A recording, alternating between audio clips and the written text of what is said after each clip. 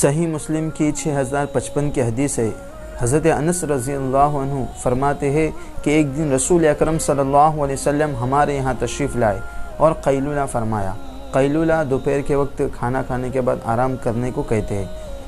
قیلولہ فرمایا تو حضور صلی اللہ علیہ وسلم کو پسینہ آنے لگا، تو حضرت انس رضی اللہ عنہ فرماتے ہیں کہ میری والدہ نے ایک شیشی لائی اور اس میں نبی کریم صلی اللہ علیہ وسلم کا پسینہ جمع کرنے لگی۔ اسی دوران ہمارے نبی اکرم صلی اللہ علیہ وسلم کی آنکھ کھل گئی، تو حضور صلی اللہ علیہ وسلم نے ان سے پوچھا کہ اے ام سلیم آپ کیا کر رہی ہو؟ تو انہوں نے عرض کی اللہ کے رسول میں آپ کا پسینہ جمع کر رہی ہوں تاکہ اسے ہم خوشبو کے طور پر استعمال کر سکیں۔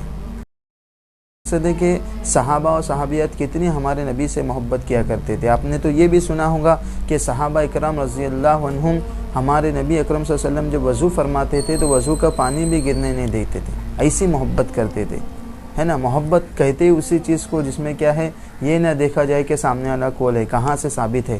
آج لوگ کہتے ہیں نا کہ آپ جو ہے درود و سلام پڑھتے ہیں، ہے نا، نبی پر درود بھیجتے ہیں، اذان سے پہلے آپ کیا ہے درود پڑھتے ہیں، نبی کا جب نام آتا ہے، محمد جب آتا ہے تو ہم کیا ہے انگوٹھے چومتے ہیں۔ یہ سب کہاں سے ثابت ہے؟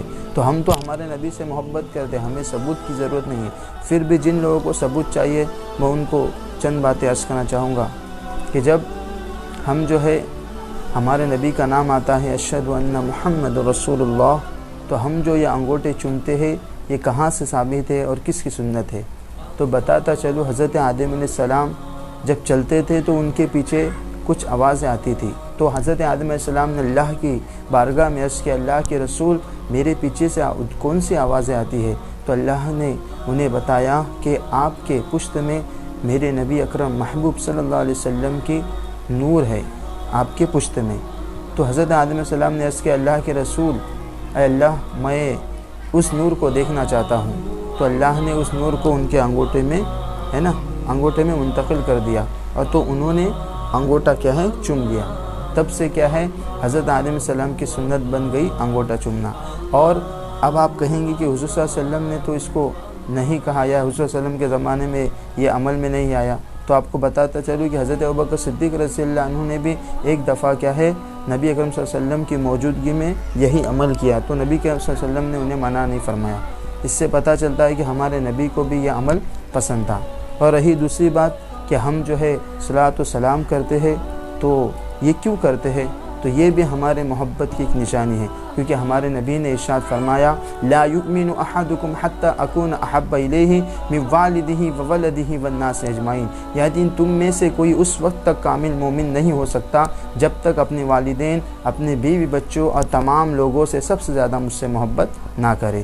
تو صحابہ کرام تو اللہ کے نبی کی موجودگی میں محبت کا اظہار کرتے تھے، لیکن اب جو ہے ہمارے نبی دنیا سے پردہ کر چکے ہیں، تو ہم اپنے نبی سے محبت کا اظہار کیسے کریں؟ تو ہم ایسے ہی درود و سلام کا ہدیہ ہمارے نبی کی بارگاہ میں پہنچا کر ہمارے محبت کا ہم کیا ہے ثبوت دیتے ہیں۔ اور رہی بات درود و سلام، یہ درود شریف ہے نا ہم جو پڑھتے رہتے دعاؤں سے پہلے، ہے نا، تو رسول اکرم صلی اللہ علیہ وسلم کی یہ بھی حدیث ہے کہ وہ دعا کیا ہے زمین و آسمان کے درمیان معلق رہتی ہے جس کے اول آخر درود شریف نہ پڑھا جائے۔